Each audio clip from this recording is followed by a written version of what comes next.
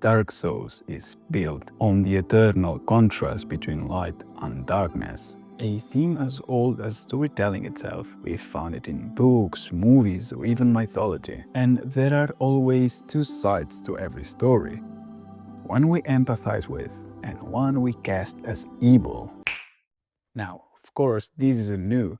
In almost every video game there's someone evil we have to eliminate. In Call of Duty, for example, we shoot enemy soldiers without even questioning ourselves. No dialogue, no reflection, just aim, fire and move on. Now, these kind of experiences are made so you can be an action movie hero, unstoppable, emotionless and always on the offensive. And that's not a bad thing.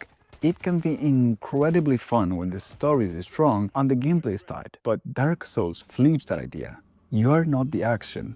You are cursed, one of many. You are not meant to be here, and the world doesn't care if you survive. The game mechanics reflect our indifference. You need to be assertive. There is little room for errors. Now, if you die, you lose your souls and you'll need to start over. So how do you play? Do you stay light and agile, risking exposure, or slow and armored, trading speed for protection? Or maybe you choose to use magic. What path do you choose? Which enemies are you gonna skip? And which ones are you gonna fight? These decisions might seem small, but they matter. They shape your journey because this character isn't just a warrior in a story. This character is you. Each decision you take, it's a reflection of yourself. And you are the one walking throughout Lordran.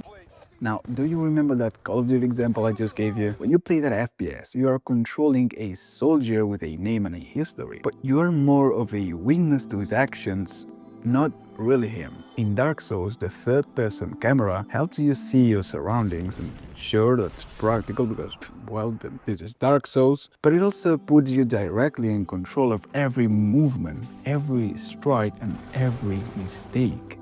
Again, this is you. Now, here's the part that amazes me the most, and the reason I'm making this video. The contrast between calm and stress.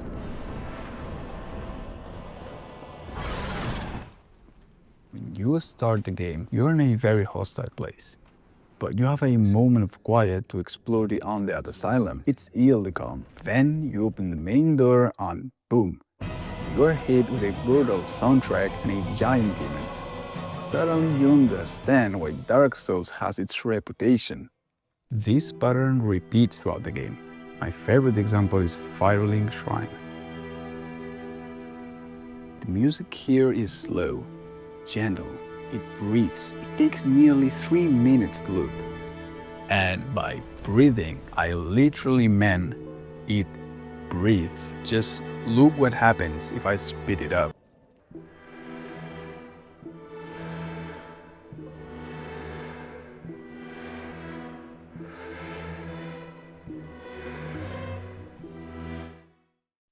Now, most games give you a scripted pause before a big fight. In Dark Souls, the pause is yours to choose. The game isn't holding your hand. You decide when to step into danger. And then, there's the silence. So much of Lordran is quiet. No music, just your footsteps or the shuffling of enemies, empty shells of what they once were. When music does appear, it means something. It breaks that silence. It focuses you. Each track feels like it's tied to the emotion of your surroundings, sometimes crushing you with stress, sometimes echoing hopelessness. Let's take a quick look at the first and the final tracks in the game. At the character creation, you hear this.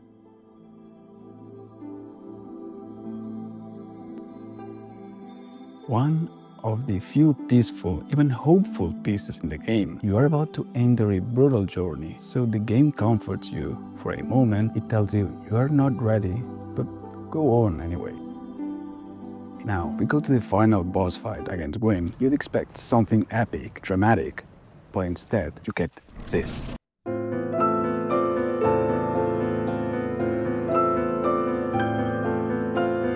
A simple but emotional piano duo. You are not fighting a god. You are not slaying a legend. You are just putting an end to what remains of a fallen king, a shadow of what he used to be. And yet it feels epic because it is the end of a very difficult journey.